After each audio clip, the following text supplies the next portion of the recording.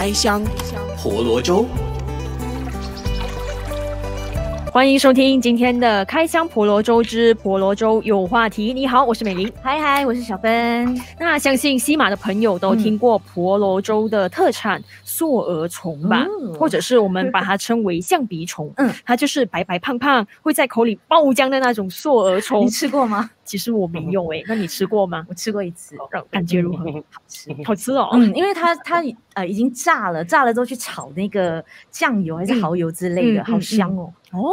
就好像吃虾米、吃海鲜的感觉。OK， 那就有机会可以试啦，但是可遇不可求，不好找。好吧。那其实呢，这个硕莪虫呢，它是栖息在硕莪树上以及腐烂的树洞里。一种在地的食用昆虫。那看起来毫不起眼的硕莪树呢，其实是盛产在沿海一地，也被马兰诺族称为神树，同时呢，也被誉为新世纪的黄金，因为它的用途之广呢，可以说是全身都是宝。而硕莪呢，也是大马第5大农机工业的收入来源。除了可以制成硕莪粉、硕莪粒之外呢，还可以加到面啊、果条、甜品，甚至是酱料当中。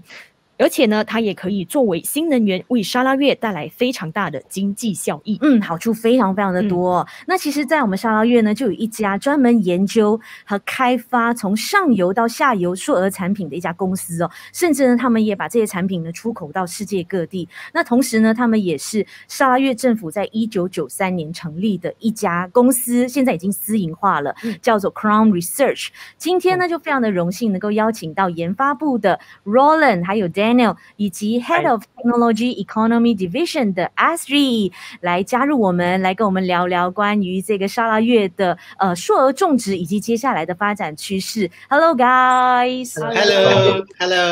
Hello。 好，欢迎来到今天的节目。 Welcome to the show。 那就想先请你们来和我们介绍一下 CRAUN Research 有限公司，你们主要研究有关开发的产品，除了硕莪以外呢，还有些什么呢？ Okay, Azri, you want to start and introduce CRAUN Research for us? Okay. Hello semua. For your information, CRAUN Research Sdn Bhd is actually a company, R&D company, gazetted under the Ministry of Education, Science and Technological Research, Sarawak, or in short, MASTER. So the function of CRAUN is to conduct R&D, research and development on sago and other potential crops such as nipa for commercialization. So actually we are established in 1993. But now you're privatized, right? Yeah. When we are established in 1993, we are a unit under Land Custody and Development Authority, or LCDA. Then we gone through the corporatization and become CRAUN Research Sdn Bhd. I see. OK. 那我们也知道说硕莪树这个 sago tree 被这个砂拉越的马兰诺族称为是神树。那这个硕莪呢，除了可以制成淀粉啊，还有很多的这一个产品之外，包括我们平常用的那酱料番茄酱里面都有硕莪粉的哦。那我们知道这些产品之外呢，还可以加工成为怎么样的一个高商业价值的商品呢？ OK 这个新米种植的主要产品是淀粉它的 starch。starch。对，其他的工业淀粉相比，它有一些独特的性质，它的 properties 不一样。从我们的研究，我们发现新米淀粉可以生产高的价值的产品。可以做这个生物的乙醇，这个bioethanol。这个 bioethanol 可以做这个的汽车燃料，这个 motor fuel。motor fuel。也可以做这个改性的淀粉 ，it's called modified starch。modified starch。This modified starch got higher value because we can modify it to more expensive starch. And what can you do with this more expensive starch? This more expensive starch, it has many properties that you can apply to different uses, not only for cooking but also for other uses. For example, we can use the starch, modified starch can be used for application to the pharmaceutical and also for the industry also. Oh, pharmaceutical can make into drugs or medicine. Medicine. I see. Okay. And also the waste, the wastewater we can use to produce biogas. In Chinese we call it 沼气. 沼气，对. So we can use it as a cooking. We can refine it into cooking gas, and the fibers the waste fibers we can use it as a animal feed. Animal feed. 就是喂养 for our agriculture. 可以做动物的饲料。对。So can you further explain to us 这些种植的小农们他们是怎么样从这个 sago tree 就是硕莪树当中提炼出 sago starch 的呢？也就是硕莪粉的呢？可以跟我们分享一下这个过程吗？OK， 我可以分享OK。Actually, there are two methods on how they extract the starch. One is through using the manpower, and one is using the small processing plant. And actually, the method is the same. The sago pith, in Chinese we call it simi mu sui. We're going to crush it, rasping, and we're going to add water inside so that we can sieve it out, starchy water and the fiber. And the starchy water we're going to put inside a container, and we're going to sediment the starch. So the starch, going to dry it by using the sunlight. Sunlight. 晒干。对，我们在阳光。对。So this is how they process. Actually, there are two. I think that is the traditional way. That is the traditional way to get the sago starch. So what is the modern way, Azri? The modern way, of course, used by the factory. More or less the same, but they are using the machine. Using the machine rasper, they use rasper to crunch the piece, and then they use a sieve. The last part is I think they use cyclone to dry the starch. So instead of, if traditionally you have to wait for the sun to come out to dry the starch, the factory use the machine. I think it's called hydrocyclone to dry the starch. Yeah. And it depends a lot on the weather, right? If the weather condition is not good, like rainy season, then that is the traditional method. But the factory you don't have to wait lah. So it's like less limitations, right? Yes. It's more efficient, and the productivity is more greater compared to the traditional. Time consumption wise, how fast can it produce compared to the traditional way? Okay, I believe the factory capacity now is between 1.5 ton per hour. That's a lot. 1.5 ton per hour of dry sago starch. That is the capacity. Yeah, I see. Okay. And how many farmers do we have under your umbrella throughout Sarawak or Muka division, Okay, approximately we estimated that there are 8,000 sago smallholder in Sarawak. Wow, 8,000 sago smallholder in Sarawak. And then for the mills, there is at the moment there is 8 sago factories in operation. I see. So during the production, we learned from some research shown that they will create some kind of like environmentally pollution problem from throughout the progress. What have we done to avoid this kind of problem to cause damage to the environment? Okay, actually we have a waste treatment plant in Muka. We started operation since last year, and this is the Malaysia first sago wastewater treatment plant. And the function of this waste treatment plant is to treat the sago wastewater so that when it goes into the river, it's clean. And it produces the biogas. But now the problem is the biogas is not used. So we also received the instruction by the state government for us to develop a distribution plant to distribute the biogas as cooking gas to the Kampong Tabo and the Kampong residents so that they can use the gas as a cooking gas. So that we do not waste the products, right? Because previously the wastewater is not treated before it goes into the river, but now we have a waste treatment plant, and that waste treatment plant is to treat the wastewater until it becomes a good quality. And the byproduct of this wastewater is the biogas. And next year, our planning is to distribute the cooking gas. We're going to refine the biogas as a cooking gas, and we're going to distribute to the residents in Kampong Teh and Kampong Tabo for them to use as a cooking gas.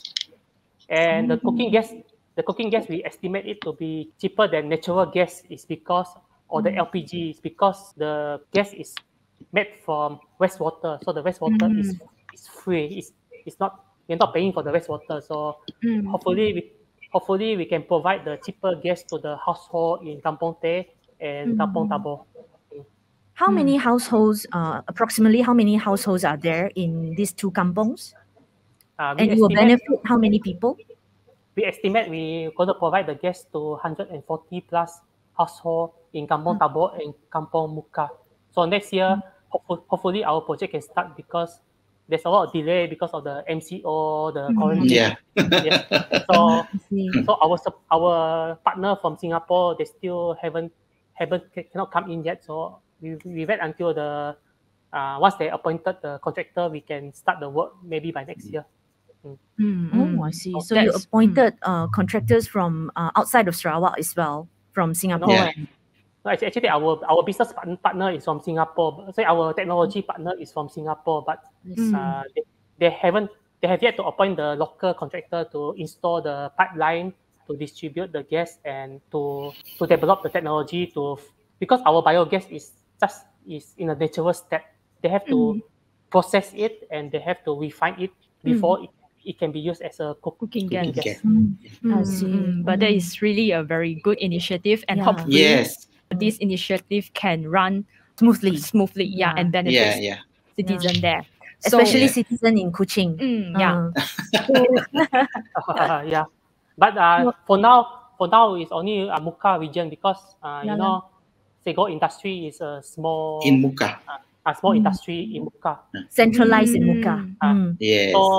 So the biogas that we produce is only enough for Muka area. But if we study other crops, maybe they have enough gas to export to elsewhere because we don't have enough biogas.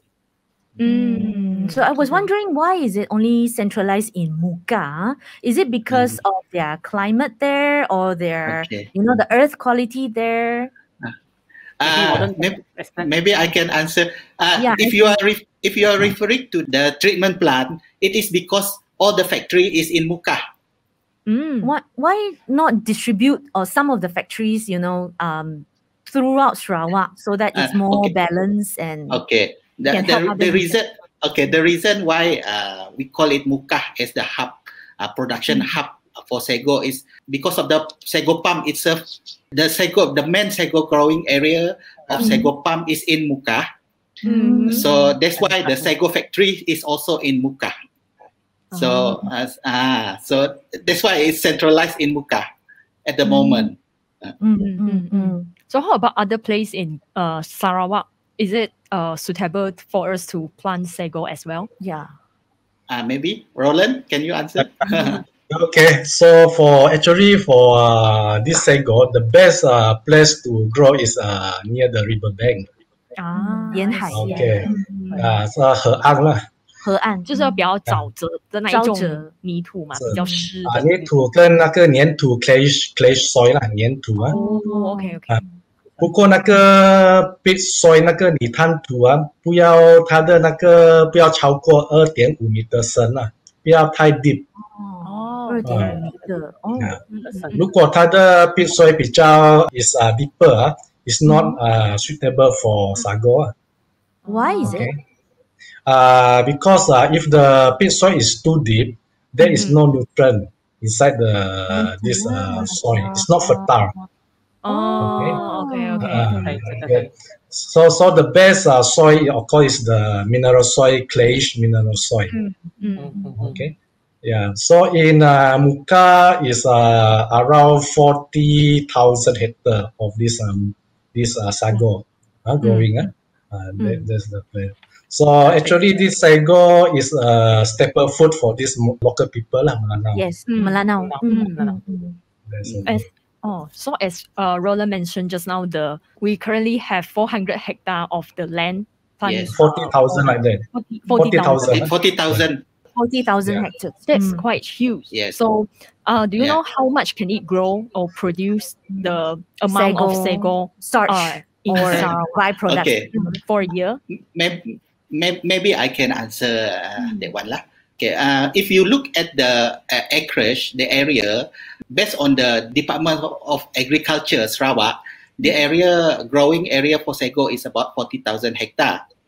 And then, but if you look at the statistic, export statistic, we are exporting about 40,000 ton of sago starch annually. Meaning to say, it's easy to say that the production of this 40,000 hectare is quite small. It's not very productive. There is a room for more production of the sago starch if this area we develop properly. This 40,000 hectare, if you develop properly, if you establish the correct infrastructure, such as road and canal, so that you can increase the productivity of this farm, 40,000 hectares of this farm, you can actually produce per hectare 50 ton of sago starch. Oh, per hectare 50 ton. But at the moment, it's only 1 ton of sago starch. Yeah. Okay. One ton per hectare. So it's quite low lah if you compare to the figure lah.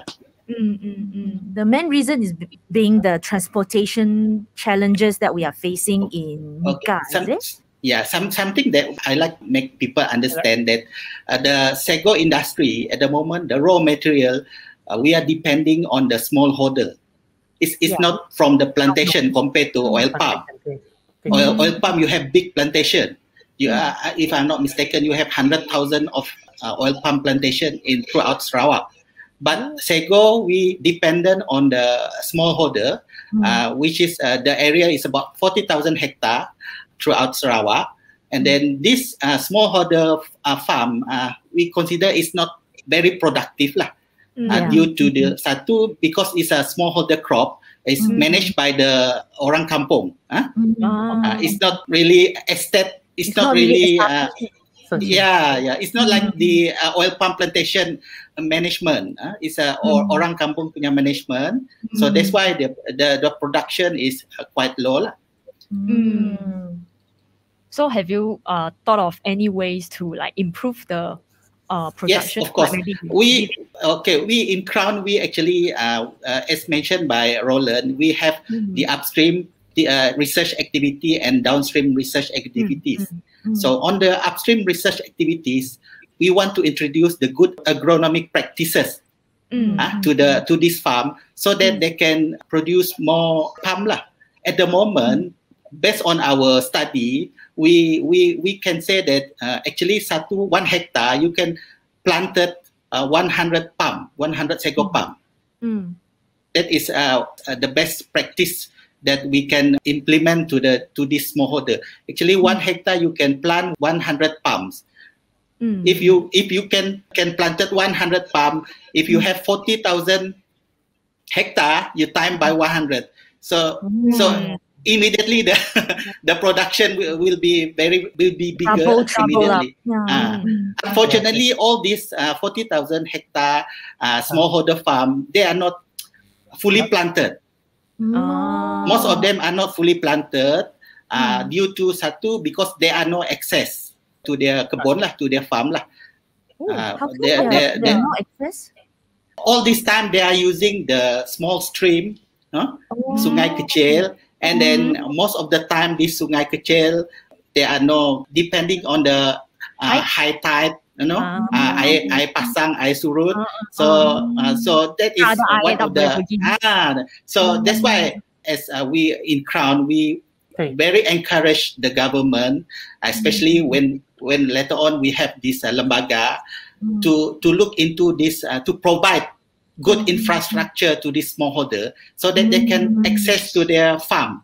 Not only they can access to their farm, they can bring baja, fertilizer, and then, and the most important thing is that they can harvest their palm. At the moment, some of this palm they cannot even go because it's further ke hulu. It's like kedalaman lah. Yes, it's very hard very to deep in the go inside the jungle. Yes. Oh, I see. So even if it's time for them to harvest, they can't even can't even access the palm. And then from there is a study done by I'm not remember which agency. They said that actually there are many matured sago palm, but there is no road or canal access, so it was not harvested. Wasted. Yes. So got a lot of sago worm lah. Yeah. So let's have talk you tried about sago worm? I did. I told her. I tried it once in Bintulu, and it was so expensive. You know, they sell by 10 ulat is like 15 ringgit ka or what? It's very expensive. Roland pun ada makan, Roland. High protein. Yeah. Yes, very high protein. Okay, so let's come back to the exportation of sago. Azri, how much are we exporting per year, and who are our main competitor in this industry? I can say that Malaysia or Sarawak per se, we are the principal exporter of sago starch in the world. At the moment, in fact, there are no other country export sago starch. Although Indonesia have the biggest area of sago starch, we understand that they consume all the production locally, so they are not for export. So only Malaysia exports sago starch, and then 60% of our export used by the West Malaysia, 60%, and 60%, and then 30% used by export to Japan. So 10% in Sarawak. 10% used by local and maybe some to Singapore. Ada sikit-sikit lah. Singapore, Sabah, 10%. So in terms of volume, we exported about 40,000 tons of sago starch, value around 80 million ringgit per year. 80 million. Wow. Yeah, 80 million. Value around 80 million. The good thing about sago starch, if you see the price, export price has never been turun, has never declined. It's going up. It's always going up. More demand, is it? More demand and less supply. Yes, correct. I see. So our CM our Abang Jo, he also mentioned that 沙拉越的油棕业是很仰赖外籍移工来收割这个油棕果的，但是因为我们这个疫情的关系，导致这个移工短缺，所以油棕的产量呢也受到了影响。那我不晓得Daniel 和 Roland 要不要来讲一下我们的硕莪种植业是不是也面临到员工短缺的这样子的一个问题，包括我们的这个工厂方面。OK。我们的sago在木角是比较多是 smallholder，那个外班是比较大的 plantation， 所以在那个sago plantation他们用很多那个 foreign workers， 是那个印尼的是吗？是印尼移工吗？所以在木角那个sago smallholder 他们比较多是用本地的工人。So 现在是 pandemic 的那个 era， 我们没有这个问题啊。因为像刚才Azri他也是有讲，就是都是那些 orang kampung 在那里，就是打理那些像砂锅园嘛，对不对？OK。Mostly the worker is local people 啦。Local people。Okay. People. So during this pandemic, not much problem because we don't use much these foreign workers. unlike oil palm industries, they rely a lot on the foreign workers. Yes, that's the problem with oil palm. But sago plantation, no problem because we are all orang kampung lah. Yeah, it's a smallholder. I see. Okay. So besides all the challenges that we are facing that you mentioned about, what other challenges or what kind of challenges that we are facing? Okay. I believe that, as I mentioned just now, we don't have that big area. Although it sounds big, 40,000 hectares, it's not that big compared to Indonesia. Indonesia have 2 million hectares. This 2 million hectares is a natural forest, natural sago forest. So they have the area, the big area. Once they start to realize and start to commercial this area, definitely they will be the biggest producer lah. So, but the advantage of sago industry, of our Sarawak sago industry, is we have the technology. We have the processing technology, and then we have the farming technology. Just that we are trying to, with the establishment of Lembaga later on, definitely Lembaga will help to strengthen our industry, and then introduce this. When I said the good agronomic practices, hopefully Lembaga will introduce these good agronomic practices to the smallholder, so they can increase their productivity. So speaking of the Lembaga, in what stage are we in now? What kind of progress? Okay. From my understanding, it will going to table to the DUN. I see. Okay. But since we Still know early stage. Yeah. Very, very early stage. Very, very early stage. So it have to be tabled to the DUN and get the approval from the DUN, if I'm not mistaken. I see. OK。那据我们所知呢，生物沼气也是有一些biogas 是有一些可降解，就是 biodegradable 的有机物质，在缺氧的环境下呢，经过发酵或者是无氧消化过程所产生的气体。那既然任何有机物质呢降之后都是可以成为生物沼气，那为什么要选择硕莪树而不是油棕树呢？因为像在沙拉越油棕树好像也是蛮多的产量的，对，所以它其实这个由硕莪树而产生的这一种 biogas， 它是有什么优势呢？可能请 Daniel 来解释。好，使用沼气有这些好处沼气是一种从细密废水产生的，这个是可再生的能源 renewable energy。沼气比天然气便宜因为它是从废物生产出来的。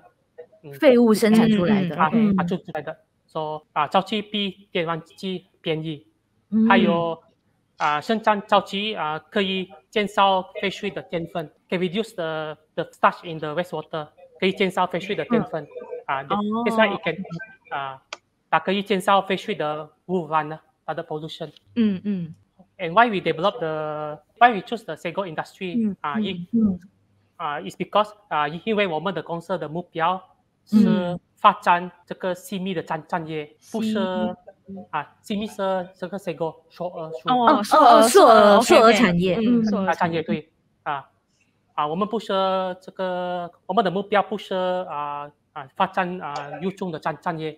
OK 是另这个原因是细密废水主要是淀粉，所以更容易加工和生产沼气。So it's easier to produce biogas. 这个是我们的公司的目标。Actually, the target of our company is to develop the sago industry and to treat the sago wastewater and to produce the biogas. OK， 那如果这一个 biogas 的这个试验真的是能够成功，而且 mass produce 的话呢，那我们在技术上，现在沙拉越的技术，我们能够做得到吗？我觉得不到，因为我们没有很多的废水因为对因为母教只有8家细密工厂。这个硕莪的产业的工厂factory， 太少，太少，在母校我们有8家，所以我们不能做很多的交际。那如果要大规模的生产，提供到给全砂拉越的居民的话呢，我们需要几家这样子的一个硕莪的工厂呢？我觉得我们要100个工厂，100家工厂对100 mills mills，100 mills。I see。因为这个西米产业是很小的产业，很小的产业对可是其他的农作物像oil palm这个油种，我们可能会产生更多的废水。OK。因为它比西米产业大，it's a bigger industry。OK。我觉得我们可以研究这些农作物在生产大量的交际因为这个整个 industry 产业很小。但是我们却是产量第一耶。对。不过像刚才Daniel讲，可能我们现在目前是需要增加那些factory，可能到100家。对。那目前我们是有40,000的那个 hectare 的土地嘛，所以是 provided that 现在这样大的一个土地规模是需要100家的工厂去 support 吗？还是说在建造100家的前提之下，其实我们也是要make sure 我们的那个 productivity 是有增加的呢？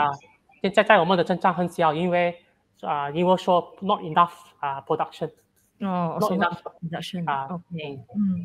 因为这个西米产业是很小，是在木胶。好。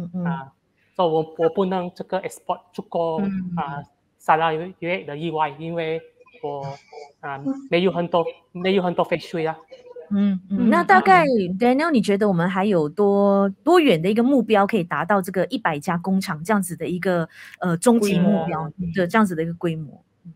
我觉得不能因为他们没有种很多这个西米树在木胶的可是我觉得如果政府给我们这个委托要研究 research 这个 oil palm 这个油种，我们可以怎么说？我们可以生产大量的沼气这个 biogas。因为这个西米树不够了，因为他们不太喜欢种这个西米树现在他们喜欢种这个油种如果政府so the government give us a commission，如果这个政府给我们的委托要研究这个油种的产业，我们可以我觉得我们可以 export， 我们可以出口这个怎么早期 export 更多所以我们在硕莪在我们砂拉越的一个种植情况也面对到很多的小农主他可能会转到去种植这个油棕树因为它的这个产能可以更快更多更多对，然后可能有更多的补助政府有更多的补助对不对如果你种这个西米树我们要等10年10年10年它10年才会长成可以收割这样子的一个阶段为什么那么久呢？我认为土地的养分很足的话西米树他们英文是叫 gestation period gestation period 是period to reach maturity 是很长，要10多年10多年是10 to 15 years 这样了它的 maturity period 是很因为它的 maturity 很长我们的生产不够了如果我们要 export 以外我觉得现在不能了那么其实一棵硕莪树可以生长多久呢？或者是它可以收割多少次this 西米树它是you no need to replanting you only need to plant once only because after you harvest the following suckers will grow. So you no need to plant the new one. Okay, so it will keep growing. Yeah, so you can harvest within 1 or 1.5 year after that, after the first harvest. I see. So also worth waiting. Yes. After 10 years, that you can have unlimitation of harvesting. Yeah, it's they call it perpetuity palms. Okay. Crops. I see. So if the government give us the direction to research the oil palm, that we can produce enough biogas for the whole Sarawak and also maybe to export. But now with the sago industry, I think the production is not enough. Compared to oil palms biogas, what is the strength for sago trees biogas? Is there any difference in quality or production? Actually, it's easier because the sago wastewater is mostly starch. The oil palm waste is oil and starch. So they need more technology to process. So now, the sago starch actually it's easier to process.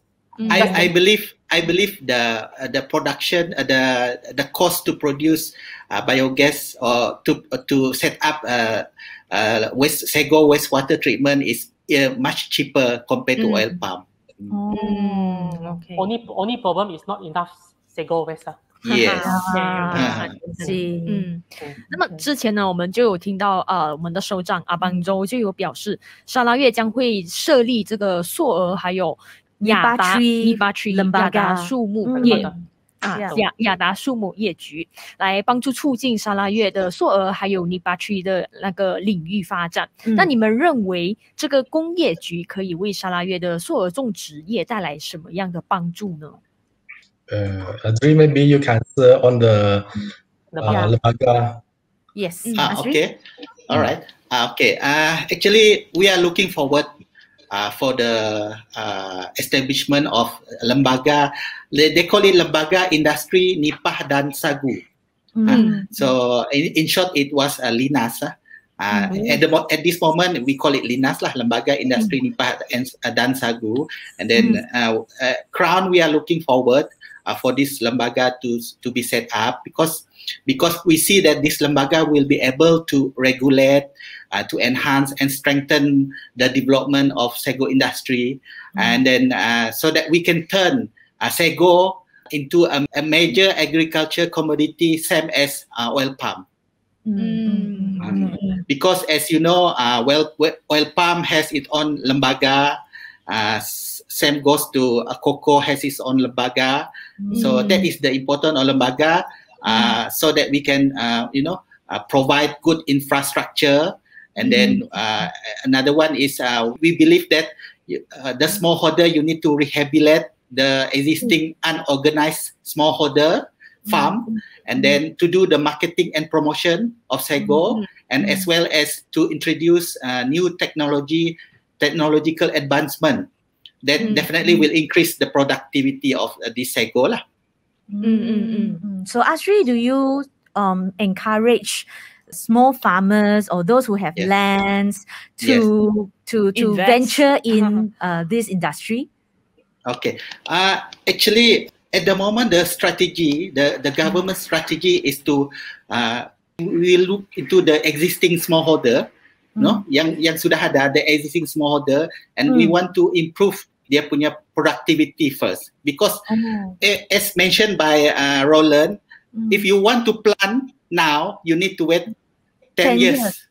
Yes, but this smallholder farm, some of them ada sudah, as I mentioned earlier, there are trees that already matured, but you don't have the access.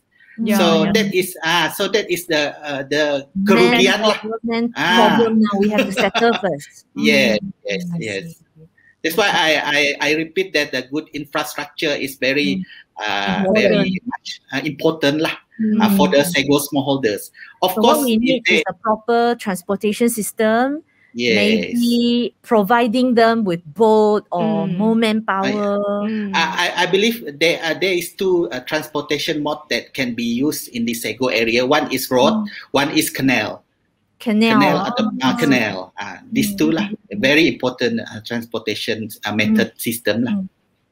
So it takes the state government to pump in money lah to build. Yes. That will be the job for the lembaga later on. Lembaga. So looking forward. So just to mention that, macam if CRAUN, we are R&D company. Yeah. We only do R&D, research and development. Yes. So we don't have a jurisdiction ataupun we don't have the kuasa, the power to to organize the infrastructure. Yes. Okay. Anything else to add on, guys? Before we end this interview? Okay. Just the last one is that we are very thankful to the state government lah. Especially Yang Amat Berhormat Datuk Petinggi Abang Johari, because he entrusted us CRAUN to do a lot of research, and then he has entrusted CRAUN with the funding to do a lot of research, especially on this past few years. We have been asking to look into how to turn the waste into wealth. The Sego waste into wealth. So that is our main project right now. One of our main project right now. So that this waste will not be a waste anymore. It can be something yang valuable. Thankful for the sago tree lah, which we are so rich and so easy to find here in Sarawak. Yes, it's called the tree of life. Yes, the tree of life. All right, thank you Azri, thank you Roland and Daniel， 来加入我们今天的这个我们的婆罗洲有话题，希望下次还有机会呢再邀请各位上来。Thank you guys. Thank you. Thank you to CITYPlus for giving us this opportunity. Thank you. Bye bye. Thank you. Bye bye. Bye bye.